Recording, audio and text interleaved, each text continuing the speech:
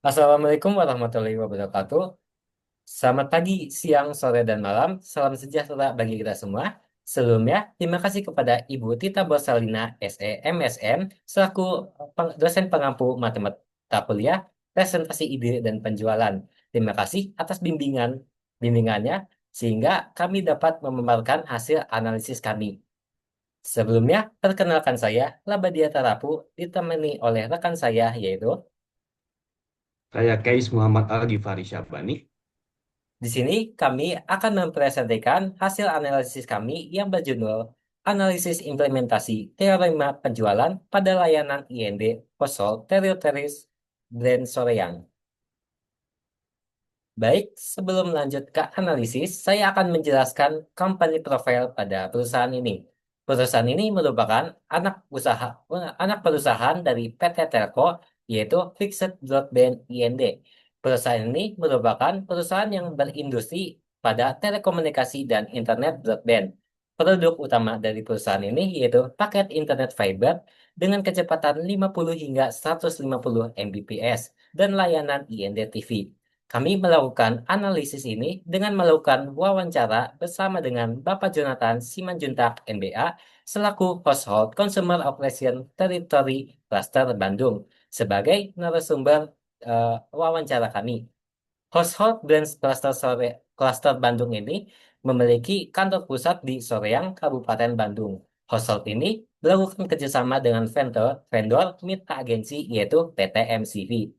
Household ini berada pada wilayah operasi seluruh wilayah Kabupaten Bandung serta wilayah Kecamatan Jatinangor. Selanjutnya, saya akan menjelaskan latar belakang dari perusahaan ini.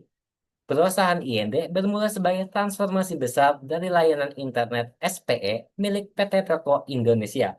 Pada awal tahun 2015, Telco resmi memensiunkan teknologi kabel tembaga lama dan meluncurkan IND yang berbasis serat optik atau fiber optik dengan kemampuan transfer dasar yang jauh lebih cepat dan jauh lebih stabil.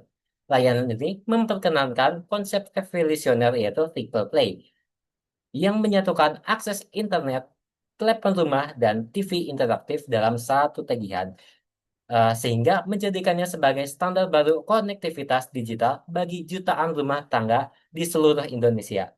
Lalu, pada Juli 2023, ketika Telco Group melakukan strategi Fixed Mobile Convergence atau VMC, yaitu penyelaran dan penyatuan dengan jaringan mobile, pengelolaan bisnis IND resmi dialihkan sepenuhnya dari Telco ke anak usahanya, yaitu dengan tujuan Telco untuk menyatukan layanan internet rumah atau fixed broadband dengan jaringan seluler dalam satu ekosistem yang lebih efisien.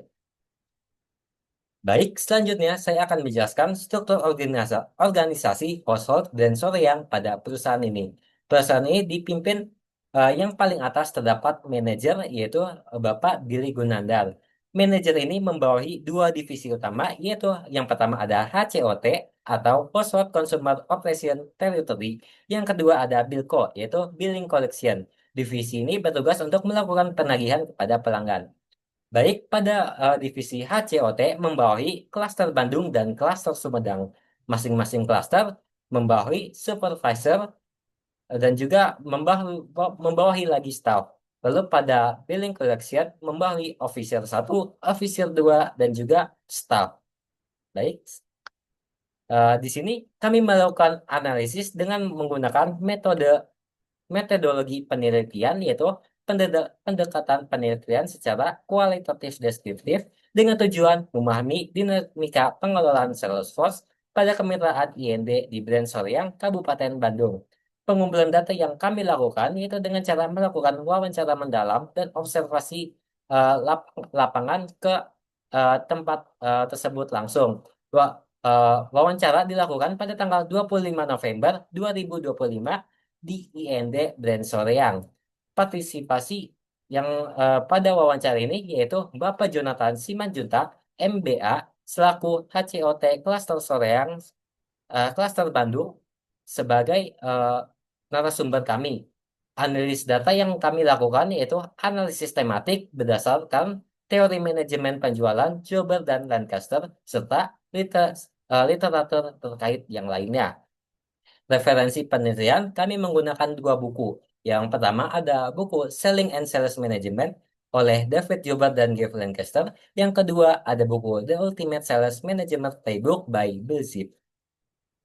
Baik, lanjut ke Sales dan Distribution Division. Perusahaan ini menggunakan tiga metode, yaitu yang pertama ada Open Table.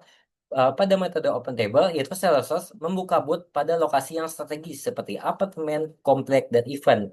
Eh, Metode ini dilakukan oleh 1 sampai 2 Salesforce yang standby di booth tersebut. Untuk informasi tambahan, Klaster Bandung, perusahaan IND ini bekerja sama dengan PT MCV untuk tenaga lapangannya.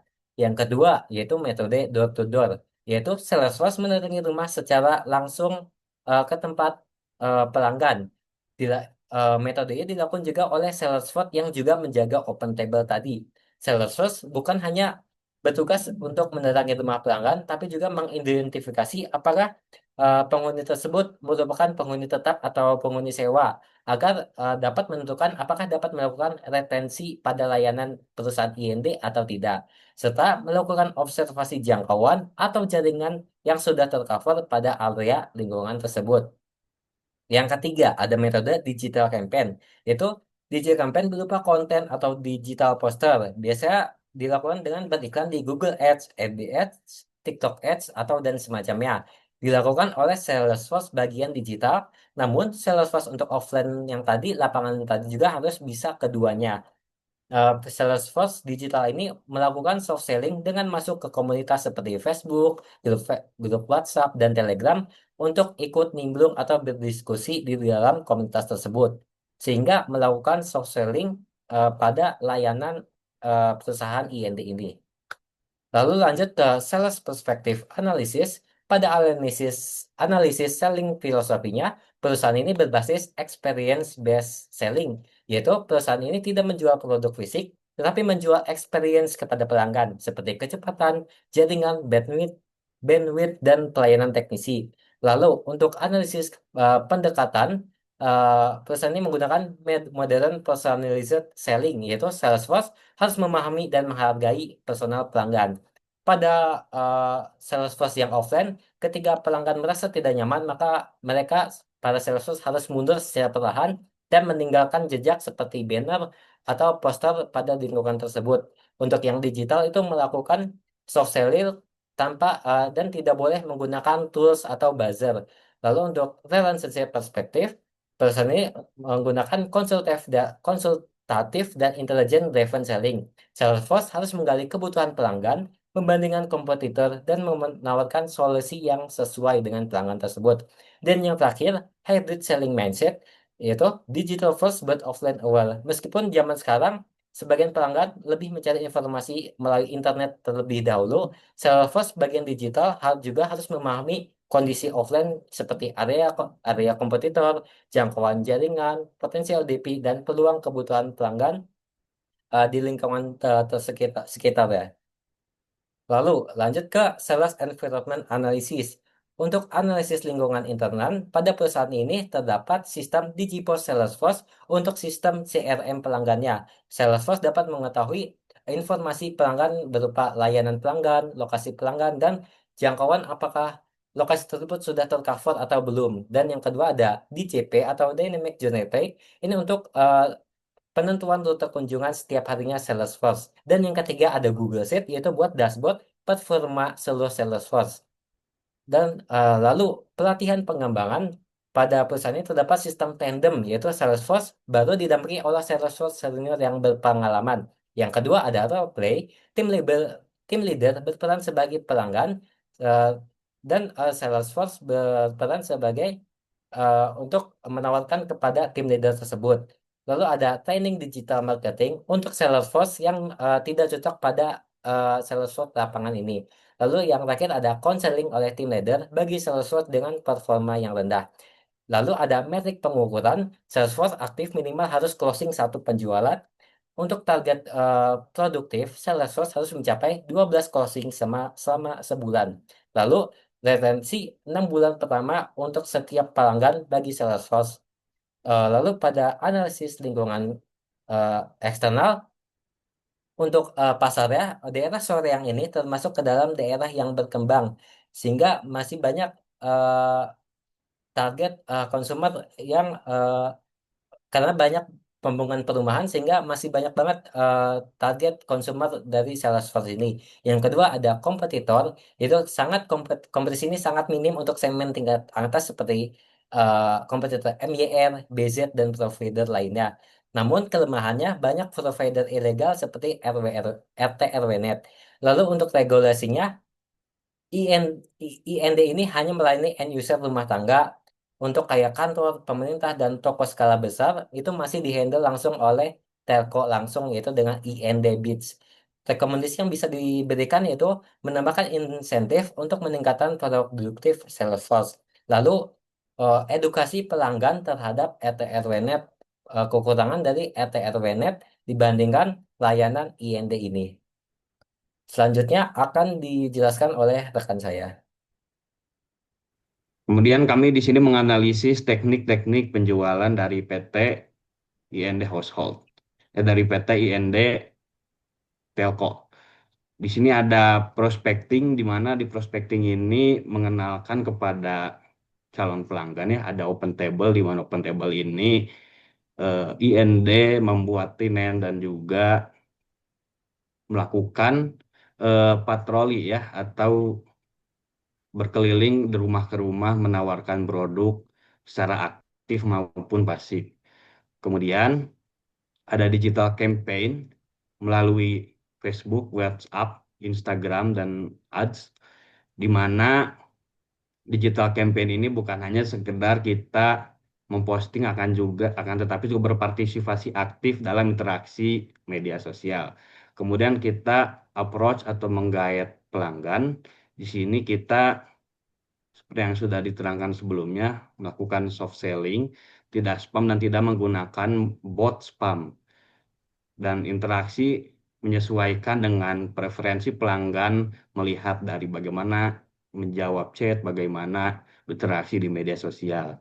Kemudian presentasi produk, di sini IndiHome menjelaskan benefit yang akan didapatkan pelanggan berbentuk experience, dan kemudian apabila ada potensi untuk ambil alih pelanggan dari kompetitor dalam bentuk pelanggan yang kurang menikmati layanan kompetitor ataupun pelanggan yang tertarik dengan IND, maka Salesforce akan memberikan penjelasan dan juga mengelaborasikan eh, permintaan dari pelanggan tersebut kepada nilai-nilai atau benefit dari IND. Kemudian handling objection atau mengelola objeksi. Di sini Salesforce mengatasi keberadaan pasca bayar melalui edukasi, karena dengan asumsi calon konsumen ini ataupun konsumen memiliki keterbatasan informasi terhadap metode dan juga tata cara pembayaran. Kemudian menyesuaikan kecepatan layanan atau kecepatan produk dengan harga sesuai kebutuhan pelanggan, sehingga bisa dengan harga lebih rendah maupun lebih tinggi. Kemudian ada closingnya dengan mencocokkan kecepatan internet sebagai produk dan juga harga, dan akan disesuaikan sampai muncul titik temu. Dan apabila ada penolakan secara mutlak, maka eh, prospecting dan juga approach akan tetap dilanjutkan dengan cara yang berbeda, yaitu melewati brosur maupun spanduk. Kemudian Salesforce juga berkolaborasi dengan retail dan warung sebagai downline, sehingga memperluas jangkauan pasar. Kemudian untuk follow up dari transaksi akan dilakukan monitoring penggunaan data untuk tawaran layanan lebih maupun variasi layanan. Yang kemudian ada customer X agent atau customer experience agent yang akan mengawasi eh, kepuasan pelanggan menggunakan Net Promoter Score. Boleh dilanjut? Kemudian untuk sales management analisis, kami menganalisa bahwa household ini dalam konteks Soreang bermitra dengan MPC dalam lingkup Kabupaten Bandung dan Jatinangor. Secara struktural, MPC ini dipimpin oleh General Manager dalam lingkup Jawa Barat, kemudian di bawah General Manager ini ada manajer wilayah operasional kerja. Dan manajer wilayah operasional kerja ini memimpin tim leader sejumlah 4 orang, di mana rata-rata tiap 4 orang ini membawahi 50 sales force. Kemudian manajer WOK juga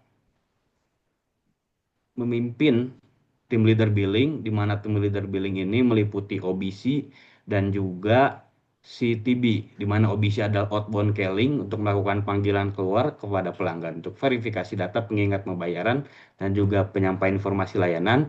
Dan kemudian ada CTB ataupun Customer Transaction and Billing untuk menangani administrasi transaksi dan penagihan pelanggan dan memastikan semua billing berjalan lancar selama periode penagihan. Kemudian untuk syarat-syarat tertentu sebagai mitra dengan household, terdapat ketentuan per tahun setelah menang tender, yaitu mitra menyediakan 2 unit mobil untuk operasional Salesforce. Mitra menyediakan 1 kantor cabang sebagai pusat administrasi Salesforce dan kemudian menggunakan pengeluaran rutin yang dimanage oleh mitra, dan kemudian ada 35% anggaran yang wajib untuk dikomunikasikan di hulu dan mendapat persetujuan dari induk perusahaan household dalam penggunaannya, di mana 35% anggaran yang diberikan per bulan ini harus digunakan untuk operasional program, yang program ini harus mendapat persetujuan household.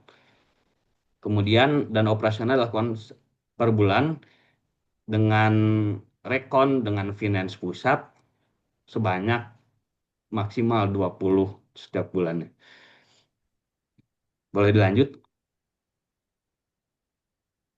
Kemudian di sini kami menganalisa pula kontrol penjualan, di mana ada 2 jenis tindak lanjut dari ketidaksesuaian standar yang ada, di mana jika ada keluhan yang datang pertama dari Salesforce, maka Salesforce akan mengeskalasikannya kepada tim leader, di mana tim leader ini akan mengkomunikasikannya dengan organic household berupa staff atau supervisor yang kemudian akan dihandle oleh manajer dan juga pusat. Dan apabila keluhan ini muncul dari customer, maka customer akan menghubungi CX agent atau Customer Experience Agent, yang kemudian CX agent akan menghubungi pusat, di mana pusat akan mengelola teknisi maupun pihak-pihak lain yang akan menghandle customer tersebut kurang dari 24 jam. Yang kemudian hasil dari keluhan dan juga hasil dari tindakan pelayanan menjawab keluhan tersebut akan dikomunikasikan dengan sales manager untuk bahan evaluasi dan penentuan tindakan selanjutnya.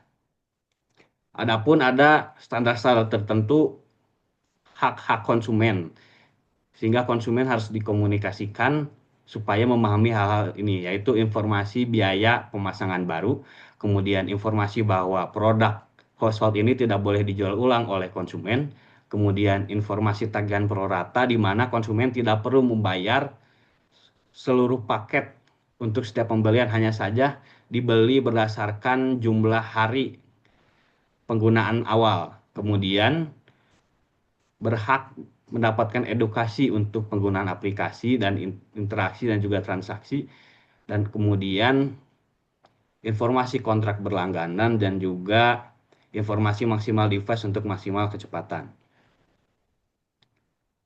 Boleh dilanjut. Kemudian untuk monitoring ada berbagai jenis yang dilakukan baik secara bulanan maupun harian atau bahkan berkelanjutan. Di sini ada kontrol aktivitas harian, yang di sini mengontrol aktivitas Salesforce dan juga prospek lapangan dan kendalanya. Kemudian ada kontrol target mingguan yang itu mengevaluasi target sebelumnya dan juga persiapan target minggu selanjutnya. Kemudian ada kontrol kinerja bulanan yang di sini selain pencapaian target juga mengkonsolidasikan tren penjualan dan kemudian ada kontrol sistem data dengan objek data prospek data, jaringan, dan laporan Digiforce, DSI, dan juga Google Sheet dari masing-masing Salesforce. Kemudian ada kontrol KPI, yang dimana KPI ini akan jelasan selanjutnya. Kemudian ada kontrol anggaran marketing selama sebulan sekali. Kemudian ada kontrol rekonsiliasi data sebulan sekali. Kemudian ada kontrol underperformance setelah evaluasi. Setelah siap evaluasi ini berupa coaching, konseling, tanda evaluasi kerja tergantung kebutuhan. Kemudian ada kontrol keuangan seperti yang sudah disebutkan sebelumnya melalui finance pusat yang ada di Jakarta. Kemudian ada kontrol kepuasan pelanggan yang ini berbasis pada NPS seperti yang sudah disebutkan sebelumnya. Kemudian kita ada interaksi dengan pelanggan dan juga penyelesaian gangguan. Kemudian ada kontrol agenda manajemen melalui secara Senin, Rabu, dan Kamis berupa perencanaan, pengumpulan penagihan, dan juga briefing proses. Boleh dilanjut.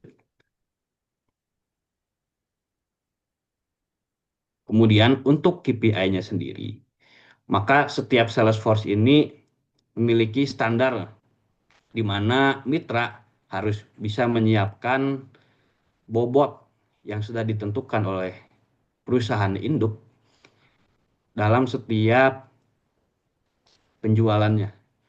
Di sini bisa dilihat bahwa penjualan household sendiri itu sebanyak 65%, kemudian pemasangan bundle itu 10%, kemudian untuk sales aktif household sebanyak 10%, dan untuk cross selling sebanyak 5%, dan kemudian untuk prosesnya sendiri USF dan itu harus mendapatkan 2 bulan itu sebanyak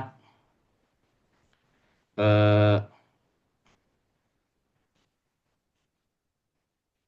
1 SSL. Kemudian untuk time to salesnya sebanyak 5% dibandingkan jumlah churn dan juga jumlah sales yang dihasilkan selama 6 bulan ke belakang. Sehingga tercapai pembobotan ini hingga 100%. Boleh dilanjut. Kemudian kami pun menganalisa terkait motivasi dan mobilisasi dan juga multiplikasi dari Salesforce. Untuk motivasi dari Salesforce, Salesforce ini dihitung secara penghasilan berdasarkan jumlah penjualan. Dan target Salesforce ini harus produktif hingga 12 bulan ini berupa hingga closing. Dan ini dihitung-hitung setara dengan UMR. Dan kemudian ada V minus jika pelanggan dari Salesforce tersebut belum memberikan tagihan. Salesforce dengan performa baik dapat slogan Salesforce Jawara dan rompi khusus untuk Salesforce tersebut. Dan fotonya dipajang pada sales kantor MPC. Kemudian pada Trust Triad ini ditampilkan bahwa penampilan profesional, disiplin, respon, kehadiran penuh saat interaksi pelanggan juga diperhatikan. Untuk mobilisasi, tim leader akan memberikan arahan dan afirmasi setiap pagi pada jam 8, evaluasi setiap Senin untuk plan seminggu ke depan, cross-selling untuk menjual produk Telkom, produk household yang lain, rencana kunjungan lokasi penjualan dengan dynamic journey plan, yaitu pemetaan lapangan untuk potensi pasar, dan Salesforce bantu memfollow up pelanggan yang menunggak tagihan. Kemudian multiplikasinya, household selalu membuka Salesforce rekrutmen, begitu pula dengan MPC. Dalam konteks ini, MPC yang akan membuka rekrutmen, yang kemudian akan ditandem, yang kemudian dalam bentuk evaluasinya, Salesforce yang kurang baik akan mendapatkan konseling dan juga diberikan support oleh tim leadernya. Dan ini divariasikan, diserahkan kepada tim leader. Boleh dilanjut? Hasil analisa kami menunjukkan bahwa household berhasil meraih pasar offline maupun online, terlebih dengan maraknya pembangunan infrastruktur di kawasan Bandung dan Jatinangor, meningkatkan permintaan terhadap layanan internet rumah. Adapun efisiensi dalam proses penjualan tersebut berhasil dilakukan dengan integrasi DJP dan juga Digiforce yang dilakukan oleh organik dan juga oleh Salesforce.